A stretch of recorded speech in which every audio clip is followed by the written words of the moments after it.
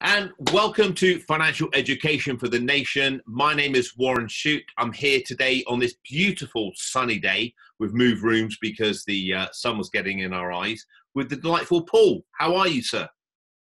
Hello, Warren. That's a nice problem to have, eh? Oh, it's glorious, glorious, glorious. I swear I must suffer with that sad syndrome where January, February, the low cloud and it's dark and dull, and it really gets me. But this time of year, I'm even more upbeat than normal, which is fantastic. And I've just returned from 10 days or so in Portugal, which was great. Hence, no recording last week. But yes, fantastic. It's brilliant. But All right. Well, look out, listeners and viewers, then. If you're on plus form, then watch out, world. We are here and now. So what do you have for me today? So today I want to talk a little bit about, I guess, psychology in some ways, the psychology of money. It's been a lot more bad headlines, and they're just the latest in a long string this year. We've had Jamie Oliver's restaurants going bust, and a lot of people sadly losing their jobs. British Steel, there's obviously a lot going on with that as well, 25,000 employees there. There's an awful lot of these headlines, and it's easy to get down about this stuff. And obviously, if you are involved in that, then you're facing a very tough situation. And I know you're a big believer in the kind of mindsets, and I thought it was well worth covering some of that stuff today. Sure. Yeah, no, absolutely. Absolutely. And I think there'll be two types of people listening to this today. There'll be the types of people that are directly affected by the situations that are occurring. So whether you work for like the Jamie Oliver food restaurant, or whether you work for British Steel, or whether you work for another company that is possibly going through challenging times, and you're worried for yourself about how it's going to affect you and your family environment. And you're going to have those people that are not directly affected by it, but are sat on the sidelines and looking at it from a third position and saying, actually, how's that going to affect me? How's that going to affect myself? How's that going to affect the economy as a whole? And, also with the European elections as well, that throws another uncertainty into the mix and everything else. So, there's kind of like two perspectives to look at it from this way. Yeah. So we've got to come back to the money plan and the 5 steps, right? I mean, it's important any time. It's particularly important when we are facing some kind of financial hardship or bump in our normal smooth road. Yeah, no, absolutely. So obviously, I don't try to give advice for everyone and say, we've got the golden bullet and it's going to fix everything for you. But if you don't know what you want, you'll just get confused. You'll just get overwhelmed. The most important thing you can do is just clarity. So whether you're in the thick of it, whether you're a British Steel worker or a Jamie Oliver restaurant employee and you've just lost your job, what's your outcome? What do you need to do? Are you going to retire? Are you going to seek other work? We just need to try and get some kind of clarity on this mess. And the worst thing you can do, although it may be the natural instinct for you to do, the worst thing you can do is dwell on the incident. Dwell on the information in the challenge that's happened. We're really trying to stick our head up high, stand up and say, right, okay, the situation doesn't define me. Although it might be easy to say that, what's happened to you isn't who you are, okay? You are more than that and you can achieve more. So if you are, for example, a British Steel worker or a Jamie Oliver restaurant worker or possibly one of the thousands of other employees who might have lost their job this year, it's more of a case of, okay, right, what am I going to do? What can I do? What do I enjoy doing? How do I want to spend the rest of my life? Start making decisions today that will affect long-term, not knee-jerk reactions that will just fix in the moment. Now, it might be a case where, okay, I have to take a short-term job just to bring some money in to start paying the bills, but start making decisions simultaneously to start planning for the future long-term. So you have a vision of where you want to be, what it looks like, and then say, right, okay, what do I need today in order to work towards achieving that? And then you've got the other group of people who will be sat there saying, well, actually, has the financial climate changed? Has the economy changed? Are things changing? Are we at the cusp of things about to change? How should I change my situation financially? And that's really a case of don't set your financial situation up for seasons. Okay, we might have been coming out of summer, coming into autumn before we go into winter. The economy has seasons as well as the climate. But what you really should do is just have like an evergreen, a financial situation that just lasts throughout. So you expect these downfalls, you expect retracement, pullbacks in the stock market, and you don't try and time it and knee-jerk reaction to it, because otherwise you'll be changing this way, changing that way, keep changing things back and forth, and you'll never make any progress. The outcome really is to get yourself a stable ship and just sail through the storm. Now, you mentioned the money plan and the 5 steps. It is true. As a professional planner, we take people through all seasons. I've been doing this for 24 years now. We can't change our approach every time a financial situation occurs. What we have to do is put you into a financial situation that will weather the storms and go through. And that's why we have the 5 steps of the money plan. And that's what I do with my clients day to day in the meetings. And that's what I've written about in my book, and I talk about in my seminars, and I share with you here. Now, we do go over it, but sometimes when you listen to it from a different perspective, a different emotional state, a different time, you retain it and you take it in. And that's why we keep giving the same message across, because it works, guys. It's important you do these things because they are the fundamentals, the foundations of long-term financial success. And go ahead. Well, I was just going to say, I think that's a very good point, because it's easy. If people are listening to this regularly, we talk about emergency cash is a good example, where put aside £1,000, firstly, if you can, just in a fund that you're not going to use just for when something happens. If you're in a position to extend that to 3, 6, 9, 12 months of your income, if possible. And it's when things like this happen, it's quite an easy message to think, oh yeah, I'll get around to that, I'll do that someday, but I want to buy this or I want to do this first. But it's when things like this happen that it really hits home just how important that is, and what you've just said about weathering the storms and the hiccups, which are inevitable for all of us. Absolutely. And you hit the nail on the head, really. Emergency cash really is the first thing that every listener should be doing. If you don't have your emergency reserve, your emergency cash in place, that is a fund of money, an amount of money, which initially is £1,000, that will weather you through some storms. Now, £1,000 isn't enough to last you very long, but we start at £1,000 because some of the listeners here would have never have saved a single penny in their life. So we want to set you up for success. If I start giving you objectives that are too challenging to achieve, you are going to get demotivated. And although we want you to grow and progress, we want you to enjoy the process. This is life, by the way. We're here to enjoy ourselves. We're not here to achieve things. Achievement is the enjoyment process. So let's set ourselves a goal that we can all achieve. And I know we can all achieve it because I've coached people and I've spoken to people, and I've set them the target of achieving £1,000, and they've all done it. Okay, so £1,000 is the first target. And we say we do whatever it takes legally and ethically and morally to achieve this. So we have to maybe do some extra work, some extra hours. We maybe have to go around the house and look at items that we're no longer using. We can sell. We look at maybe taking on a second job. There's dozens and dozens and dozens and dozens of things that you can do. But the outcome is to get £1,000. Now, I prefer that we keep that in a thing called National Savings and Investment Premium Bonds. The reason is not because it's the best investment out there. And, if you Google, people will say, oh, National Savings Premium Bonds are rubbish, that kind of thing. It's because it's not an investment. It's an insurance. It's safe. It's backed by the Treasury. It's out of arm's reach. You're not going to dip in it when your emotions are low and your boyfriend or girlfriend's dumped you, or your boss has had to go at you and you want to go and treat yourself to an emotional spend. It's out of arm's reach. And that's why we use it. It's not because it's an investment. It's because it's safe and it's out of arm's reach. Once you've achieved that, and I know you will achieve that, we then look to repay all our unsecured debt. And that gives us financial security. So any credit cards that you've got, any loans you've got, any car finance, we look to repay that as quickly as possible. And we use the method called the snowball effect. And that's what we've shared on here a number of times before.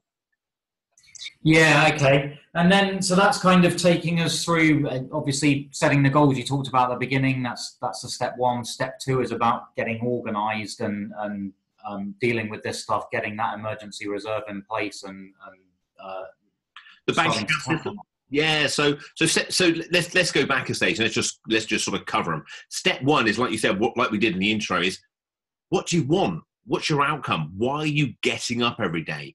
Now, sometimes when you're in the thick of the forest, you can't see the wood for the trees. So you have to step back and give yourself a bit of space and say, what's life about? What is my why? What is my purpose? How do I want to be known? What's my outcome behind doing all this?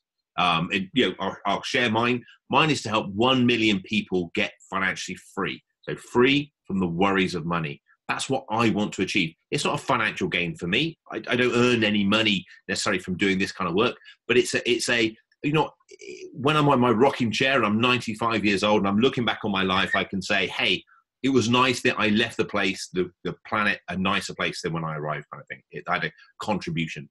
Now, that might sound a bit deep for some of you. For some of you, it might be, do you know what? I want to get my kids through college. I want to get my children through university. I want to make sure that they are set up in a home. It might be, I want to sort my own retirement out. That's more important because, remember, we have an analogy. Now we look after the present moment, our finances. Then we look after our future finances. Them. We then worry about other people and whether we look at college education, university education, charitable giving, that kind of thing. So you have to work on the premise that we look after the present moment now. Because if you don't look after your finances now, there's no way you're going to be able to invest for your retirement. And if you start giving money away to everyone else, sorting out your children, you may retire poor. You've got to go in that order. It's important you follow this system because it works. It's put together is a reason. So I kind of got off track a little bit there, but the first step is what is it you want to achieve? What's your outcome?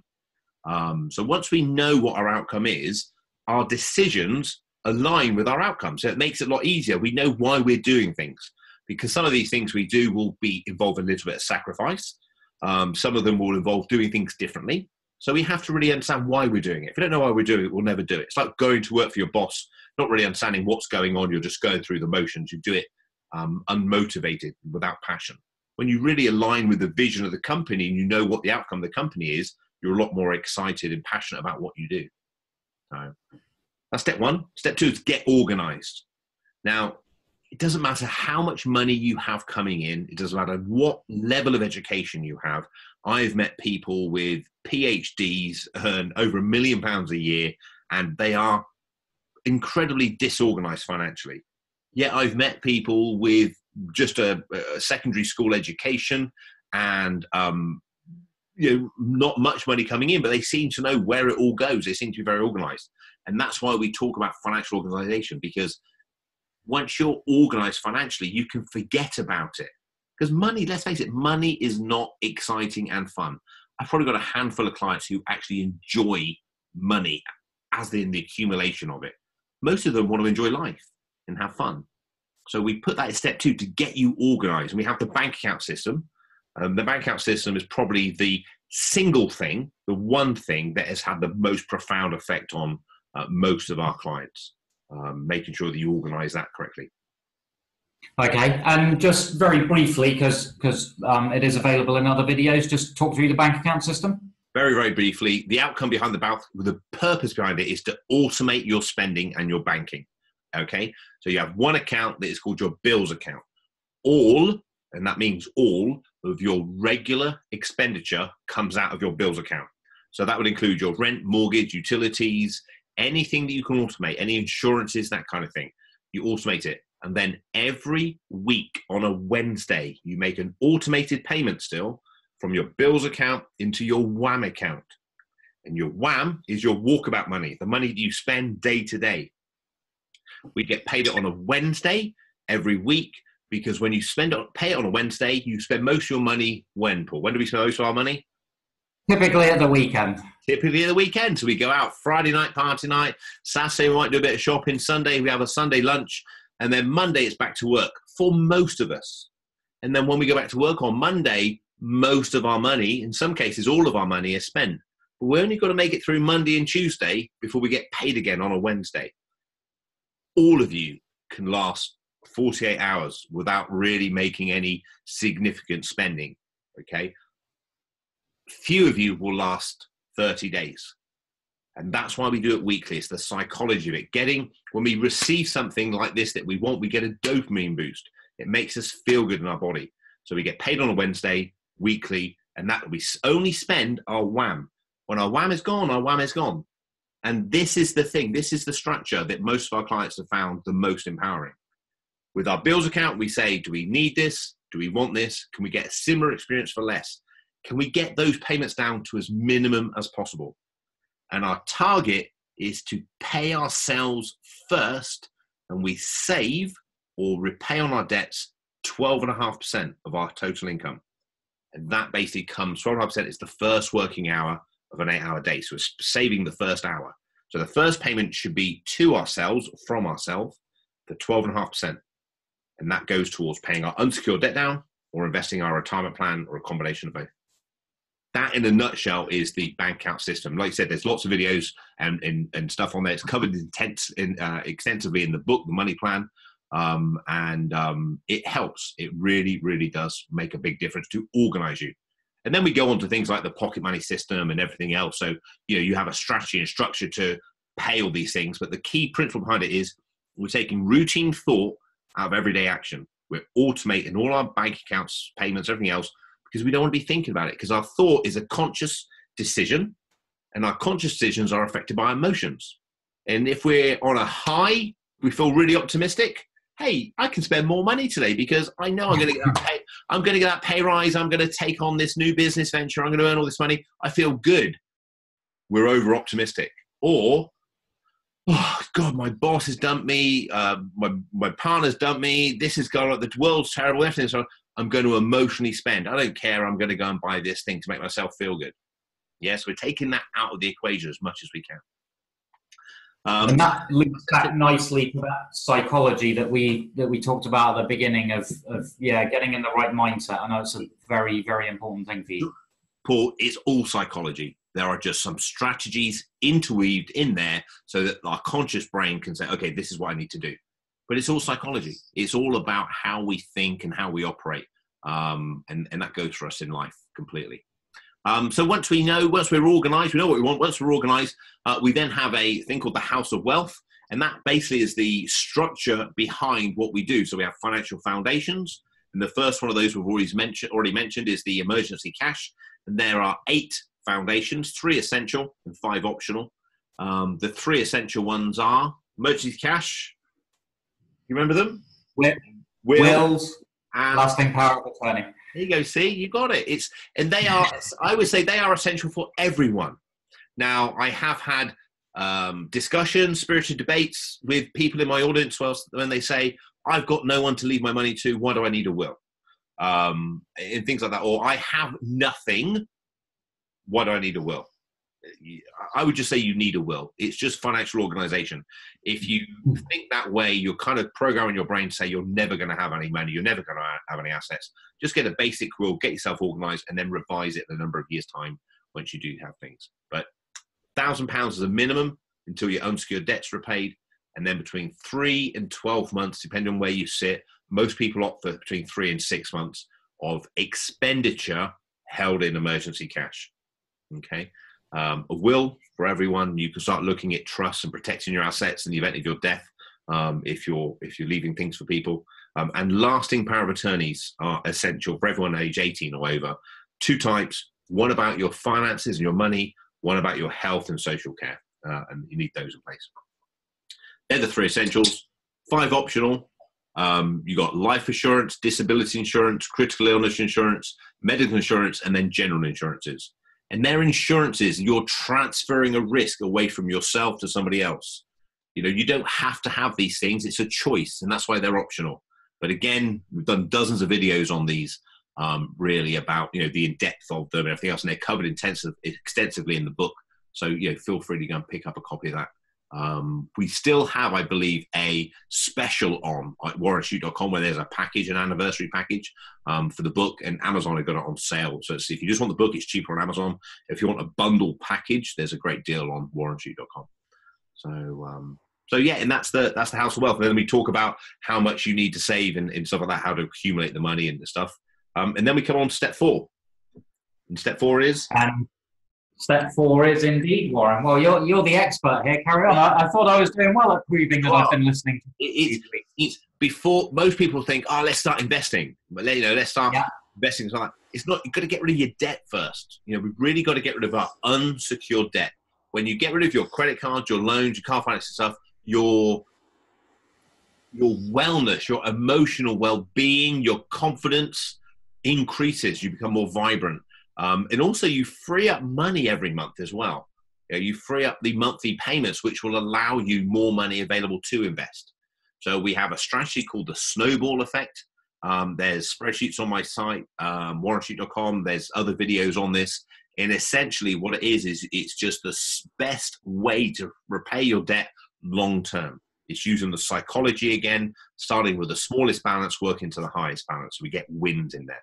And this is where you're going to be redirecting your 12.5%. If you have unsecured debt, once you've got your £1,000 saved, that 12.5% should be going as an overpayment, not a payment, but as an overpayment towards your unsecured debt to get rid of it as quickly as possible. And that 12.5% might be a regular thing because you get paid a basic salary and you can afford it. It might be more of a variable thing because there's just not enough budget available in your expenditure. There's not enough surplus, and your monthly payments towards your debt of using everything up. So that's when you have to become creative and you have to do sidelines, do extra work, extra hours, that kind of thing, and you're making that 12.5% up from there. So paying down the debt, so once that's gone, we then have no unsecured debt. We might be left with our mortgage, and that's where we go on to step 5. And step 5, for this, there is a step 6, but for everyone really is aware of, step 5 is the final step of the money plan process, and that's investing. And that's typically, we're running a very lean budget. Okay, so all our expenditure is very, very basics. Our WAM is very, very basic, and we're keeping everything lean. And then we get to step 5 and we say, right, okay, how much can I invest? And it's a minimum of 12.5% because we've got the 12.5% on our debts, and we split it 40, 40, 20. 40% is an overpayment onto our mortgage, 40% as a payment towards our retirement, future funding, and then 20% back to ourselves, reinvest in ourselves. Because what we've done here is up until step 5, we've kept everything very, very lean and very, very tight. And there's only so long you can go on a really lean, tight diet for. There was a purpose behind doing this. It's to get rid of our debt. But once that's gone, the accumulation of wealth takes time. It doesn't matter who you speak to. The accumulation of wealth takes time. So you must enjoy the process. So we take the 12.5% and we split it 40, 40, 20, 40% towards mortgage overpayments. Let's get rid of our mortgage to become mortgage free. 40% towards our retirement funding. So we're building up money in assets for our retirement. And 20% we pay back to ourselves. Because remember, we're running a very lean budget and we're reinvesting ourselves, whether we decide to do courses, whether we learn something new, whether we learn something that we can earn money from or just enjoy, or whether we go on holiday and treat ourselves. It's keeping us on that program. And it's like, I give the analogy when I speak to nutritions or diets, most of the most successful diets are the ones that people stay on the longest, not the ones that are the strictest. And the ones that people stay on the longest generally allow you a reward, a treat, occasionally, maybe once a week, once a fortnight, something like that. And that's what this is doing. It's allowing you to put a program into the place, you stay on it, and you reward yourself. Now, if you are in your 60s and you have no mortgage, for example, then you will allocate more money towards your retirement funding. Obviously, there's no money to pay off on your mortgage. There has to be an element of common sense or an intellect in there. And if you're not very good at making that decision, reach out to a financial planner and say, look, I've listened to this podcast, I've listened to Warren, this is what I've been told to do, just needs a bit of advice or help how to balance it. Or message me in. I can't give specific advice, but I am helping lots of people. I have lots of questions come in, and I answer every single one of them personally. So, reach out. So, yeah, that's important. All right, well, great. I think all really comes back to that psychology. And while some of this stuff feels a world away if you are involved or your friends or relatives are involved in some of the stuff going on with the job stuff, I think the point is it's about taking that journey to get there, and whether you're in good times or bad times, don't ignore this stuff. Try and put something in place so that back at that beginning, what's your outcome, what's your goal, this is how it's going to help you get there. And you're absolutely right. The first step has got to be, what's your outcome, what's your goal, what do you want to achieve, where are we going towards, and then we've got to get ourselves sorted financially in the organisation and stuff. The first couple of steps are really, really essential. But if you are affected by these things and you are worrying, please take heart in the fact that once you get yourself momentum, things build, and once you know where you're heading, things work out better than if you don't. Feel free to reach out, ask me any questions. If you have any concerns about anything, as I mentioned earlier, we've got a special anniversary bundle on the book. Go and buy the book. In fact, if you're not affected by these things, go and buy 3 or 4 books and give them out to your friends who might be benefit from them. I have some fantastic reviews on the books, and people say some really nice things, which I really appreciate. Follow us on the Money Planner, our weekly update, and on the social media channels. And make sure you sign up to our YouTube channel where you can hear more of these good things. So thank you very much. Thank you, Paul. Thanks, Warren. Take care. Take care. Bye-bye.